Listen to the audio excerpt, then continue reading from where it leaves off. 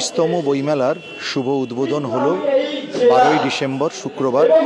উদ্বোধন করেছেন প্রখ্যাত ঔপন্যাসিক, বঙ্কিম পুরস্কারপ্রাপ্ত ঔপন্যাসিক তপন বন্দ্যোপাধ্যায় মহোদয়। এই বইমেলা চলবে আগামী ২২শে ডিসেম্বর পর্যন্ত। ১১ দিনের এই বইমেলা। এই বইমেলায় যেমন সমস্ত কলকাতার থেকে প্রায় ২৭টি প্রকাশনা সংস্থা অংশগ্রহণ করেছে। দেশ থেকে শুরু করে বৈভব, ক্রেজি, উইজডম, বাংলা এবং ইংরেজি বইয়ের বিপুল সম্ভার নিয়ে কাঁথি বইমেলা এবছর একেবারে উদ্বোধনের দিনেই ভীষণভাবে জমে উঠেছে। এই বইমেলার ১১ দিনের বিভিন্ন বৈকালিক আলোচনা হবে, সন্ধ্যায় সাংস্কৃতিক অনুষ্ঠান রয়েছে।